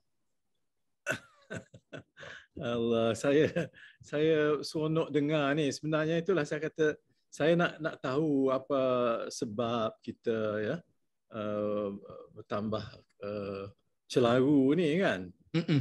Jadi saya dapatlah beberapa faktor daripada orang yang memang mengetahui lah, pakar-pakar politik, pengalaman. Saya ni sebagai seorang akademisi yang murni, yang tidak tahu politik. Jadi sebab itu saya tak boleh nak bagi pandangan. Jadi kalau saya bagi pandangan, nampaklah bodoh saya dalam soal politik. Jadi saya tak mahu nampak bodoh saya. Okey, nanti sampai kepada masalah idealism kita tanya Prof. Okey. Okey, Dr. Fathi Daud ni, parti orang dakwah ke parti mana ni? Datuk. Ya. Saya nak bagi pandangan yang sedikit berlainan dengan Datuk Usam. Minta maaf Datuk Usam. Okey, tak faham. Okey. sebenarnya tadi saya tersilap, Parti Bahtera ni bukan sebab frustration je, tapi dia membawa idealism. Dan banyak daripada Islamis, contohnya Datuk Zuhdi sendiri ataupun ramai lagi yang tidak mahu join parti politik. Sebab kita pun, saya sendiri pun saya malas. Kan tengok aja pun saya nak termuntah. Jadi saya boring lah. Jadi saya nak masuk syurga, saya buat kerja NGO lah. Contohnya nak berjuang untuk ummah, silat-silat hari bulan masuk neraka, tak pasal-pasal. Jadi buat apa? Itu saya pandangan lah ya. Okay. Yang kedua ialah tentang Parti Bahtera Sejahtera ni. Dan parti-parti yang baru yang wujud ni. Dia bagi saya mereka hendak menarik pengundi-pengundi baru. Ya, pengundi baru budak-budak muda ni ada dalam 6 juta tak silap. Dan juga pengundi atas pagar yang sudah sakit hati ataupun sudah muak dengan politician dan alternatif baru kepada mereka dengan idealism mereka itulah. Jadi mereka mencuba menjual dia, tetapi tidak semestinya, saya tahulah, sebab dia punya Parti Bahtera ni kawan saya, kawan rapat saya. Zulkifli Ahmad, ex-JKR punya senior engineer. Jadi dia merasakan ruang untuk basically semua parti mereka akan bermula dari garisan kosong. In fact, setengah parti yang banyak kes, yang banyak baggage, banyak skeleton dalam closet, banyak tulang dalam closet, mereka akan bermula ke belakang 100 meter. Ya, nak mewarisi lah. Daripada garisan permulaan. Okey, faham. Saya nak orang perempuan, Dr. Azrina tak nak cakap. Tak. Kena keluar dulu sebab ada janji. Okey. Sela. Kemudian nak keluar tak boleh minta dalam Nabi Ibrahim. Jadi jangan kita perkecilkan nyamuk. Okey. Maknanya antara tujuan dia nak mewarisi saka parti-parti politik akan mati sesudah pilihan raya ni lah. Jangka panjang lah. Okey. Satu soalan. Adakah parti-parti politik yang banyak ni menguntungkan ataupun ada orang yang kata ada kemungkinan menguntungkan? Banyak yang parti-parti politik sekarang sebelum pilihan raya ni. Ada orang kata menguntungkan. Dalam teori di Sarawak, dulu ada orang bawa satu teori. Rahman Yaakob masuk pilihan raya bukan kerana nak mengalahkan Taib Mahmud, tetapi untuk memberi kemenangan kepada Taib Mahmud. Dia cuba pecah undi untuk Taib Mahmud menang. Macam mana ni?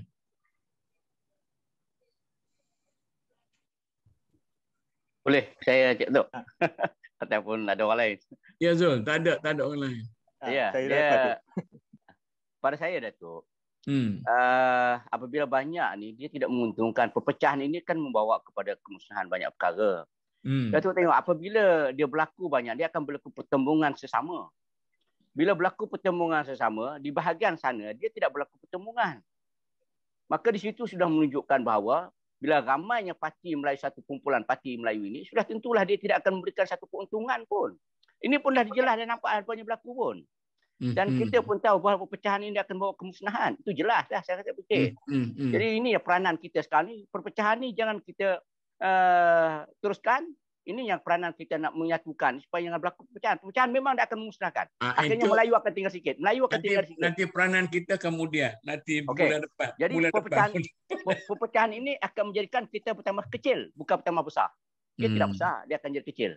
Nah, sebab itulah kalau parti UMNO itu dulu besar, sekarang oleh kerana berlaku perpecahan, maka dia jadi kecil. Dulu pemerintahannya hebat, akhirnya dia menjadi kumpulannya cukup tua lah. Jadi ini di antaranya. Dia ada teori yang mengatakan bahawa kursi-kursi Melayu akan tetap survive dan tidak akan dimenangi oleh orang-orang bukan Melayu. Jadi tetap orang Melayu itu majoriti, kemudian siapa yang nak menjadi Perdana Menteri dan sebagainya, nego selepas pilihan raya. Kita tengok kalau katakan satu tempat itu berlaku 3 pertandingan Melayu, satu saja parti ada, maka 3 sudah pecah. Maka satu majoriti, maka dia yang bukan parti Melayu yang akan menang. Ini teori yang senang, saya mula simple saja. Tak akan mungkin 3 parti Melayu yang bertanding dengan satu parti lain yang bertanding, yang boleh 3 parti tadi menang tak? Dia akan menang parti yang satu tadi. Yang 3 ni akan pecah masing-masing. Dengan kempen lagi buruk, kempen lagi teruk lah. Jadi memang akan menghancurkan. Ini mungkin sampai masa kehancuran silsilah kaum Melayu apabila terus kepada perpecahan ini. Yang ni kena perhatian sungguh. Jadi pada saya, kalau berlaku saya parti yang banyak ini, dia petanda-petanda. Itu saya. Saya ada sedikit berbeza sikit dengan Haji Zul ya. Silakan. Apa ni, saya rasa yang pertama, pada zaman Tun Mahathir, apabila setiap PRU apabila mereka menilai keputusan pilihan raya, maka mereka sudah mengubah banyak daripada sempadan pilihan raya. Okey. Di mana pilihan raya, sebab itu DAP boleh dapat 40 berapa kursi tu pejam mata je dia dapat. Dia tak payah pening kepala pun. Betul. Sebabnya itu nanti dulu adalah nanti Datuk. Ini kita tangguh. Kita tangguh, bukan tak sampai lagi cerita tu. Tidak Datuk, ceritanya macam ni. Jadi apabila dulu sebenarnya Tun Mahathir melihat bahawa itu adalah orang kata seat MCA yang confirm MCA menang. Tapi bila DAP menang macam tu. Jadi tinggal kerusi Melayu. Tinggal kerusi Melayu ni macam Haji Zul kata, macam mana pun Melayu akan menang. Cuma parti dia dan koalisi dia lah yang berlainan. Jadi macam mana pun Melayu akan menang. Macam mana pun Melayu tak akan dapat kursi yang 40 lebih tu. Macam mana pun. Silap hari bulan kalau VN menang pun, kalau dia menang certain kerusi, mungkin dia akan negotiate dengan DAP. Bagi saya, untuk parti-parti Melayu bersatu, seharusnya ada satu asas yang jelas. Bukan asas dia asabiah Melayu. Okey. Kita jangan pergi situ lagi. Belum lagi. Jadi saya nak balik pada soalan saya asal. Asas untuk mewujudkan banyak parti-parti politik yang ada. Sedangkan dari segi ideologinya tidak mempunyai asas yang jelas. Itu andaian saya lah. Apa beza antara PAS dengan Amanah? Apa beza antara UMNO dengan Pribumi Bersatu? Malah apa beza antara PAS dengan UMNO? UMNO dengan Amanah? Kata Haji Hadi, macam mana UMNO nak suruh kami PAS menerima Amanah, sedangkan kami minta dia terima Bersatu, dia tak nak terima. Enggak, saya kata pasal apa PAS tak diterima Amanah? Dia kata pasal ada kesalahan besar. Dia berbaik dengan DAP. Dia berbaik dengan DAP dulu? Saya tidak nak soal dia. Saya hanya nak menceritakan bagaimana pandangan dia. Maknanya sekarang ni kalau kita tengok antara PAS dengan Amanah, ada asas ke untuk nak ada je 2 parti? Antara UMNO dengan Bersatu, apakah ada asas?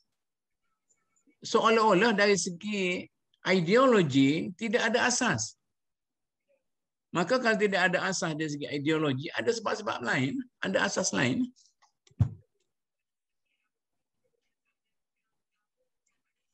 Itu yang dikatakan asas tu kebanyakannya kepentingan diri apabila mereka menerajui satu-satu parti yang dimenangi. Dan saya nampak di sini kadang-kala 2 parti itu perjuangan dia tu hampir sama, mungkin 1-2 nilai saja yang agak berbeza. Tetapi oleh kerana perpecahan ni sebenarnya akan menyebabkan keruntuhan, hilang kuasa politik Melayu di negara kita sendiri. Nak lagi kita pula menyanyi lagu Anak Kecil Main Api. Memang kita berdoa untuk kita tinggal kuasa saja. Itu yang saya tentang itu sindir kat saya sekarang ni mainkan lagu tu. Ya kan? Orang lain yang cipta. Saya pasal sekali ya. Tapi bila kita perhatikan liriknya tu. Memang kita yang berdoa untuk tinggal kuasa je. Habis, yang lain tu kita akan serah pada bangsa lain. Jadi sebenarnya memang saya nampak Melayu lah jadi puncanya. Berpecah banyak-banyak ni pun akan meruntuhkan, kita lah yang akan rugi. Negara kita habislah. Kalau kata kita tak bersatu lah kan. Bukanlah dia di bawah bendera bersatu, tetapi penyatuan kita tu. Perjuangan tak banyak berbeza. Strategi ni pun lebih kurang untuk menampung kekurangan yang wujud. Kalau DAP ni pun dia wujud memang macam tadi, macam proksi tu tadi, sebenarnya MCA tak menang apa pun dia boleh dapat kedudukan juga. Seakan-akan kita orang Islam ni, Melayu, tak yakin kita boleh mentadbir negara kita sendiri. Mesti nak campur juga. Sedangkan tidak ada sumbangan daripada pihak tertentu itulah. Itu yang kadang-kadang bagi saya hal ini memang pokoknya ialah orang Melayu sendirilah. Kalau IPT pun begitu juga. IPT yang banyak-banyak orang Melayu pegang macam-macam peranda. Tetapi IPTS nampak jalan steady. Itu Okey. Adakah satu soalan? Adakah krisis politik yang ada pada hari ini bukan krisis ideologi atau krisis dasar, tetapi krisis kepimpinan? Ya. Krisis kepimpinan yang pelaksanaannya tidak terbukti. Cakap tak serupa bikin, orang kata. Maknanya krisis yang kita hadapi sekarang ini krisis kepimpinan, bukan krisis ideologi. Ya, sebab jadi bila kepimpinan kita tu tidak tegak dan teguh terhadap apa prinsip perjuangan dia, terombang-ambing dan mudah berubah. Macam contoh pun kita tahulah, satu perkara yang kita decide, kebanyakannya kita bergantung kepada pihak lain. Ataupun bila kita dah bagi decision, kita tak pasti decision kita tu, kita lupa. Okey. Datuk Zul Ghani, bagi sikit orang dakwah macam mana pandang yang ada sekarang ni? Tadi lagi nak tanya orang dakwahnya, apa tu Dr. Pati tak nak cakap. Ya ke? Bagi sikitlah. Okey. Jangan panjang. Terima kasih Tuan Muhammad. Saya try to be objective lah. Kita ada krisis. Krisis ni berpunca daripada cara berfikir. Cara berfikir ni berpunca daripada sumber apa kita ambil. So kalau katakan kita balik semula kepada Al-Quran dan As-Sunnah, fa'aslihu baina akhawaikum, kena ada satu force yang boleh membawa balik di atas track. Yang satu nanti Datuk kita tak sampai situ lagi. Tak sampai. Okey. So menilai dulu. Ya, so kalau kita ni, saya sangat bersetuju kita ada krisis dari segi leadership, dari segi kepimpinan. Sebab itu kita mungkin belum sampai tahap satu peringkat ketika dulu pernah berlaku tu dari segi nilai. Kalau kita tengok ungkapan a'udzubillahi minasyaiton wasiyasah, satu grup yang mengambil yang equal kan, siasah tu dengan syaitan. Itu akan merugikan kita pada masa depan untuk negara. Kita tak boleh ramai yang akan ambil sikap politik itu kotor dan lari tinggal. So akhirnya tinggallah mereka yang mempunyai kepentingan diri dan kelompok mengetuai kita yang silent majority ni. Bahaya tu untuk dakwah. Sebab itu dalam konteks saya masih teringat kuliah Bapa Syafi'i Ma'arif tu. Pimpinan Muhammadiyah masa saya di UKM dulu. Dia ada di situ. So dia kata kacamata politik ini melihat kepentingan setiap 5 tahun dalam sistem demokrasi. Sedangkan dakwah ini melihat objektif ataupun hasil besar daripada usaha-usaha politik sebagai medium ini untuk mencapai mardhatillah, untuk mencapai hidup kita ni masanya singkat. Yang kita cari ialah keredaan Allah. Yang kita usahakan ialah untuk membawa umat untuk juga mencapai keredaan Allah. Okey, sekat dulu. Okey, baik. Okey. Minta Tan Sri Alimuddin. Datuk, saya tak ada komen. Saya suka dengar dulu. Tak ada komen. Buat mesti tak ada komen apa-apa lah. Okey. Banyak pandangan-pandangan. Okey, tak apa. Siapa dia yang nak komen lagi? Lupa soalan, Datuk. Soalannya, krisis yang ada di hadapan kita sekarang ni, apakah krisis dasar, ideologi, falsafah perjuangan ataupun krisis kepimpinan?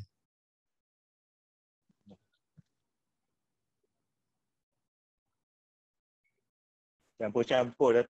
Pada pandangan saya bercampur-campur. Pada pandangan saya bercampur-campur, Datuk. Bercampur macam mana? Okey. Kalau Datuk kata ada krisis ideologi dan falsafah perjuangan, cuba bagi tahu apa dia? Ideologi dan falsafah perjuangan tadi seperti mana yang disebut oleh syekh-syekh kita tadi, lebih kurang sama saja. Tapi yang krisis ni adalah krisis, kemungkinannya adalah akhlak kepimpinan itu tersendiri. Nanti dulu. Datuk kata ada asas krisis ideologi. Ya. Nah, ada tidak?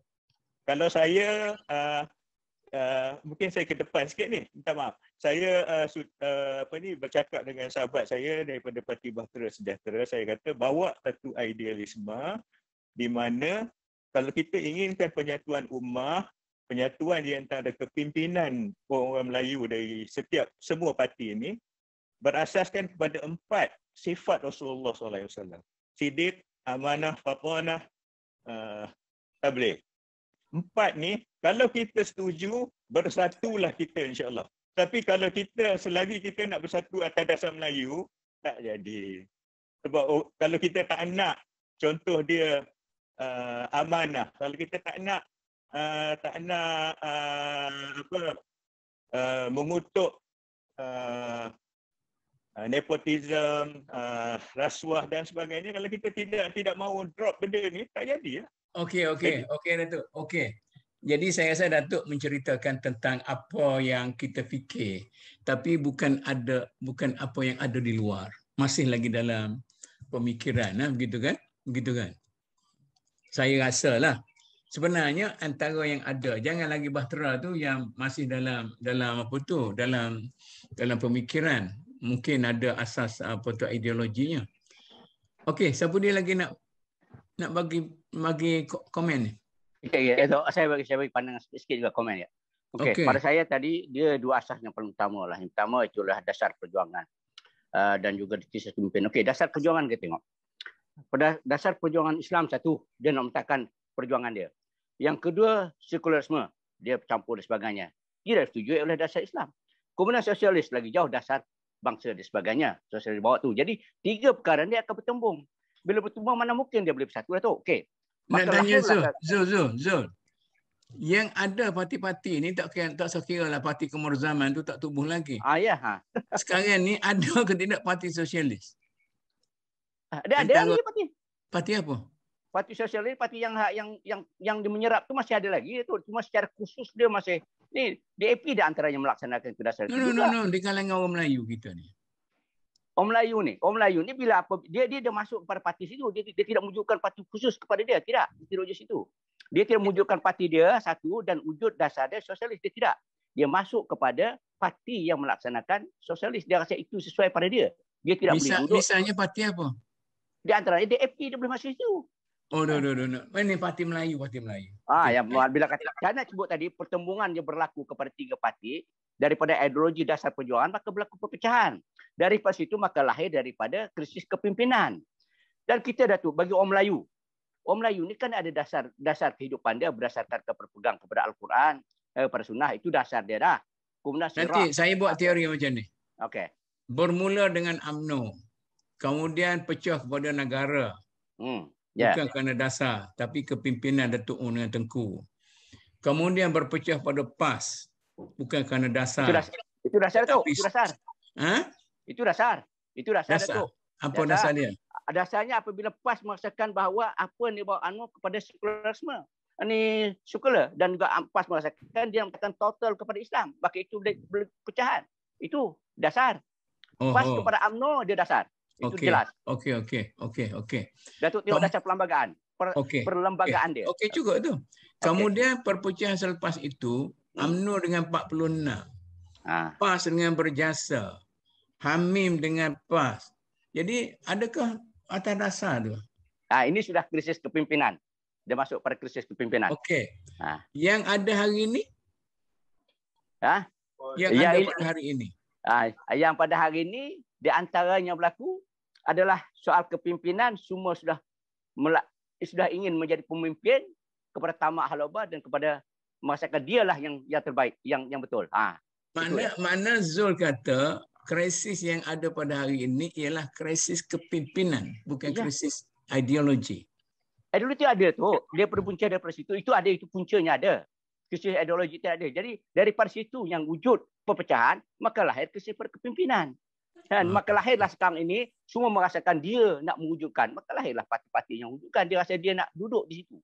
Ini tak betul, orang ni tak betul. Orang ni tak betul. Maka dia rasa dia. Tapi ini pendekatan yang nak dibawa ni. Okey. Siapa dia lagi nak ulas ni?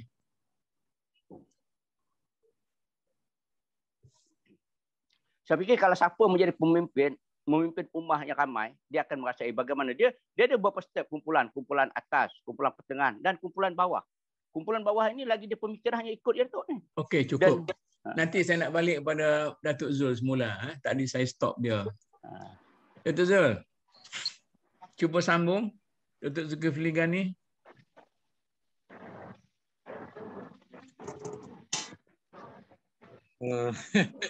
Nak sambung yang mana tu? Dari segi okey, takut nak hubung lagi lah. Kalau tak ada, biarlah dulu. Krisis ni tu, dia banyak berkait dengan keadaan hati. Jadi kalau kita nak bersihkan, maknanya dia punya tarbiyah hati tu, kalau meletakkan... Nanti kita tak cakap tentang nak bersih lagi dulu. Nak tengok data dulu. Nak tengok data dulu. Data saya punya pandangan dah clear tu. Memang apa yang berlaku dengan penambahan jumlah parti-parti yang ada. Kalau kita lihat memang dia atas respon ataupun reaction kepada krisis kepimpinan yang berlaku. So memang objektif untuk rakyat itu memang kita questionable lah. Kita memang nampak dengan jelas fakta-fakta yang ada. Ya, okey. Datuk Osam, macam mana ni? Dasar ke kepimpinan?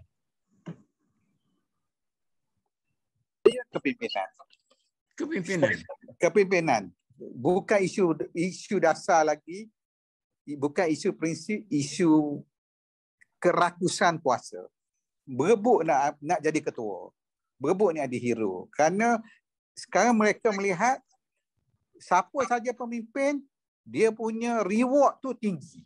Jadi itu aja. Manusia jadi dia lupa prinsip ke apa, dah itu. Jadi maknanya dia balik kepada kepimpinan kerana akhlak tu kurang. Itu aja.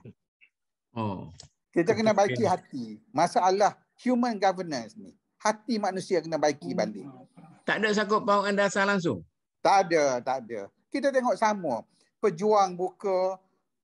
Lepas tu semua parti pun lebih kurang sama.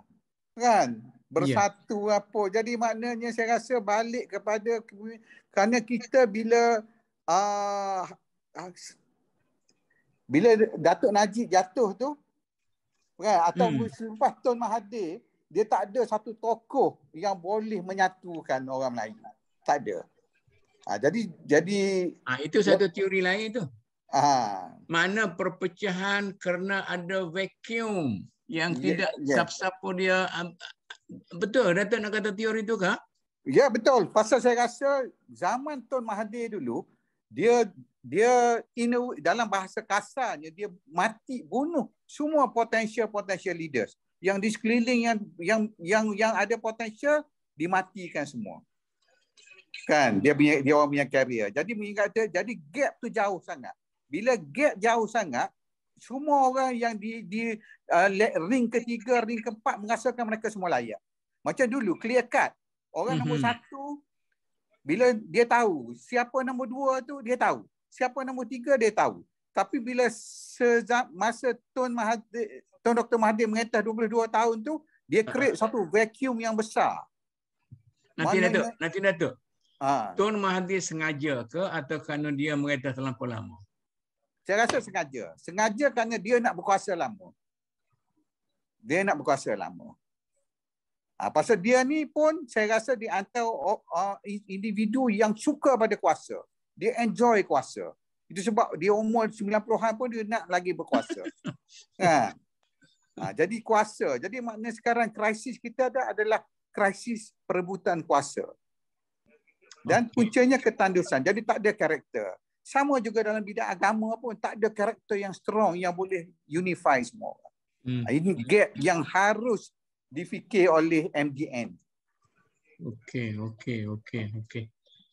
Siapa lagi nak bagi pandangan? Dr. Azrina nak cakap ke? Tinggal perempuan seorang ni. Okeylah. Bagi siapa dia lagi? Jadi saya rasa nampak agak jelaslah. Krisis itu ialah krisis kepimpinan. Okey? Krisis kepimpinan. Hala tuju ke style?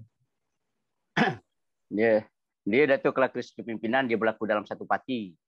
Pengujutan kepada parti yang banyak kerana dasar perjuangan masing-masing. Itu yang berlaku banyaknya. Dia rasa dasar itu tak betul, maka dia wujudkan dasar ni. Tapi krisis kepimpinan berlaku dalam satu parti. Itu yang berlaku. Zul, cuba bagi tahu saya antara PAS dengan amanah ni apa beza? Datuk tanya saya tu. Kalau kita buka untuk mengukuhkan idea bahawa ini adalah krisis dasar. Kita kena tengok dia punya perlembagaan dia, hala tuju ke mana dia bawa. Kita tengok dia berdasarkan kepada perlembagaan. Perlembagaan dia ke mana dia arah dia bawa itu. Itu satu yang kita tengok. Kalau sudah dasar itu berbeza, maka dia akan bertembung. Dia tidak mungkin sama. Dasar perlembagaan. Saya mintanya supaya setahun saudara Zul lah. Dua tu serupa ke tak sama? Saya rasa tidak sama. Sebab itu dah bertembung. Kalau dia sama, bukan macam gagot dengan gagot. Dia tidak, dia sama. Kalau sama, dia akan satu hala. Oleh kerana dasar itulah menyebabkan dia bertembung. Maka keluar daripadanya. Itu ya. Dia tidak mungkin kalau sama dia akan boleh pecah. Kalau itu bersama dia berlaku, dia dipanggil krisis kepimpinan. Ya. Itu. Saya bagi pandangan Datuk tentang PAS dan amanah ni. Okey Datuk. Daripada apa yang saya lihat sebenarnya lebih kepada bagi saya cara approach towards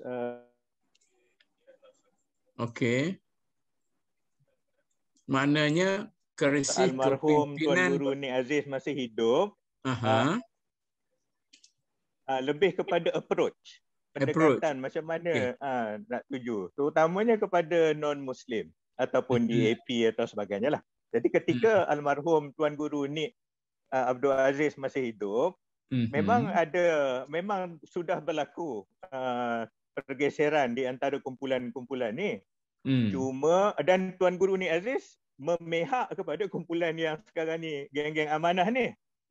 Apabila Tuan Guru Nik Aziz meninggal dunia, ini minta maaf ya kepada orang PAS, ini saya nampak ya. Ini bukan menyerang, ini bagi kenyataan. Betul. Saya melihat mereka tidak ada orang yang mereka segani lagi, dan setelah itu kita melihat orang-orang yang geng-geng amanah yang sebelum tu ada mereka punya payung, tidak ada payung lagi dan mereka dibuang dari PAS.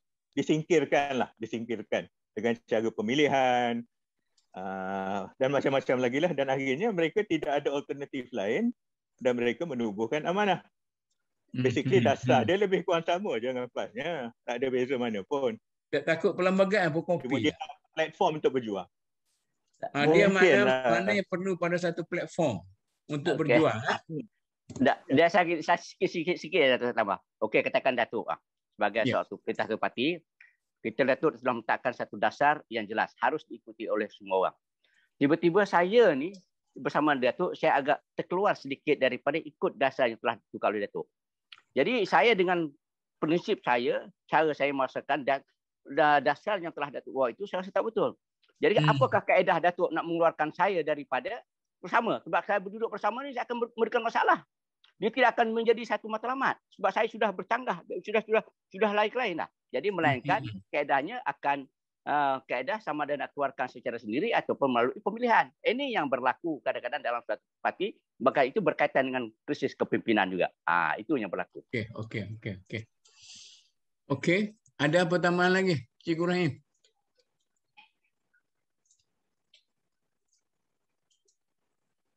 Ini sesi pertama ni kita cuba kita dengar agak menyeluruh kan supaya mudah kita tengok macam mana nak buat strategi perbincangan untuk akan datang lah.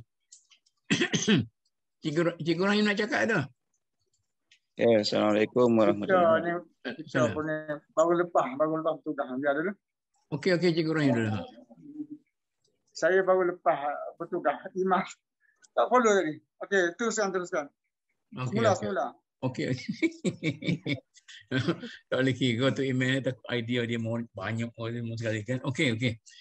Jadi kalau macam tu, apakah keadaan yang ada pada masa sekarang ini akan berlanjut sekadar untuk pilihan raya ataupun parti-parti politik ini ada mempunyai dasar perjuangan jangka panjang?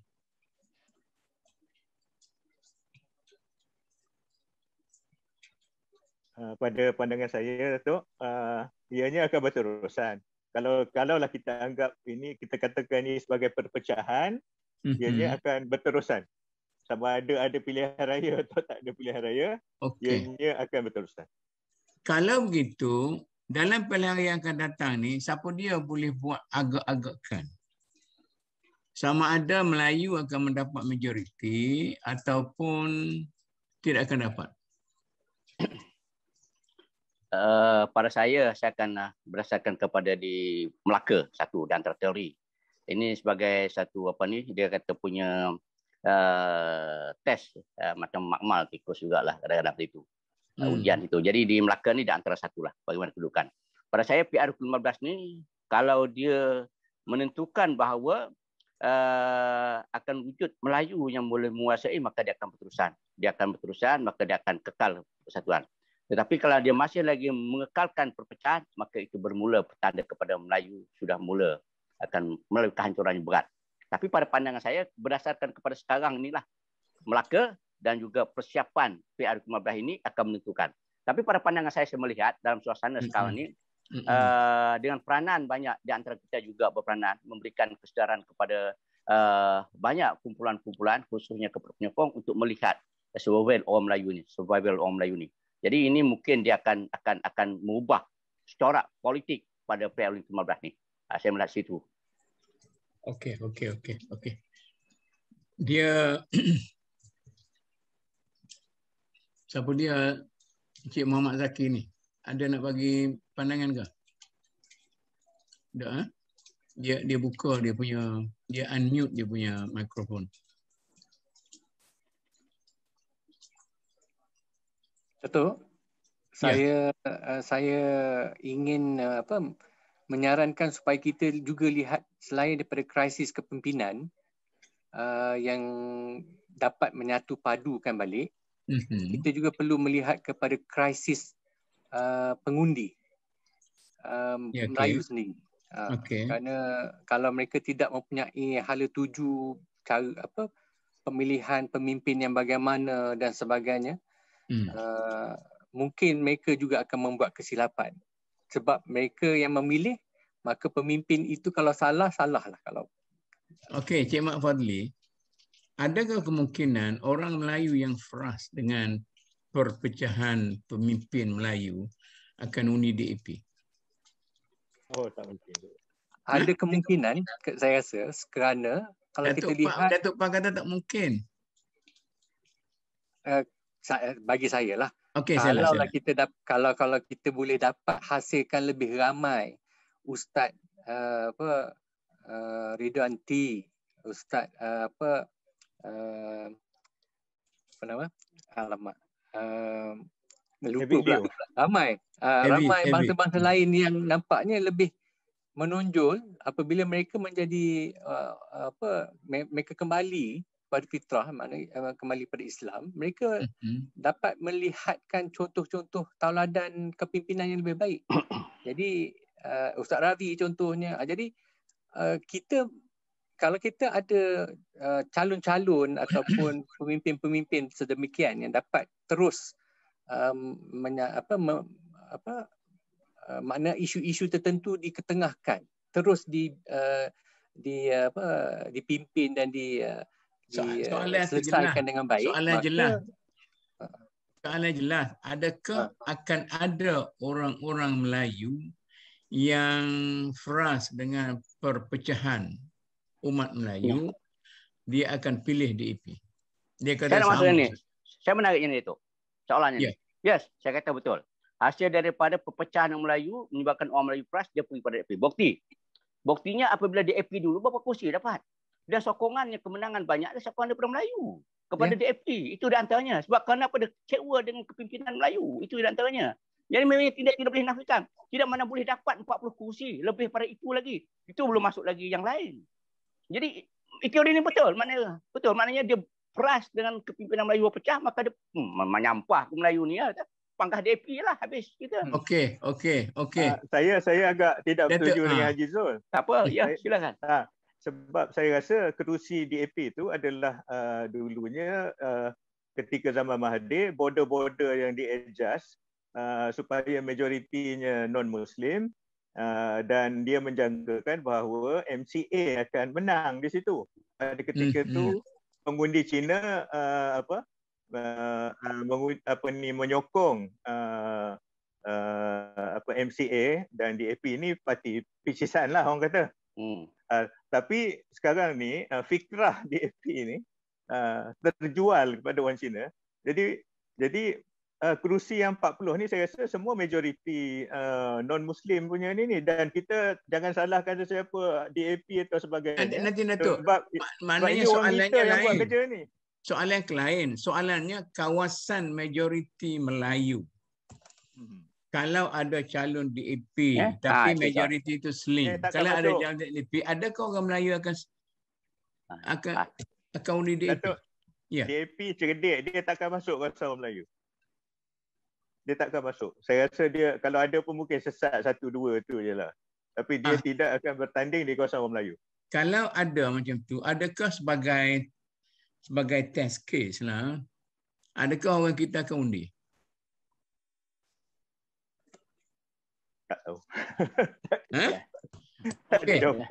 Okey. Saya ada kerisauan sebab pengundi anak muda kita yang kemungkinan akan tidak lagi menilai dari segi bangsa ataupun dari segi agama.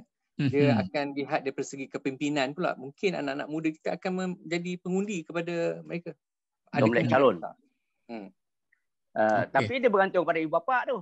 Ibu bapa yang akan bagi dia punya nasihat pandangan. Kalau saya anak saya 7, tentulah saya akan bagi pandangan kepada anak-anak saya. Ada kemungkinan dia yang nasihat kepada ibu bapa dia. Itulah ibu bapa yang lemah lah. Kalau dia nasihat kepada ibu bapa dia, mana ibu bapa dia cukup lemah dalam perkara politik. Okey. Kita ada masa yang tak banyak lagi. Ada satu soalan yang saya nak tanya. Mana lebih kuat antara nafsu para pemimpin nak jadi pemimpin dengan adu domba yang dibuat oleh para pengikut yang menolak para pemimpin jadi pemimpin?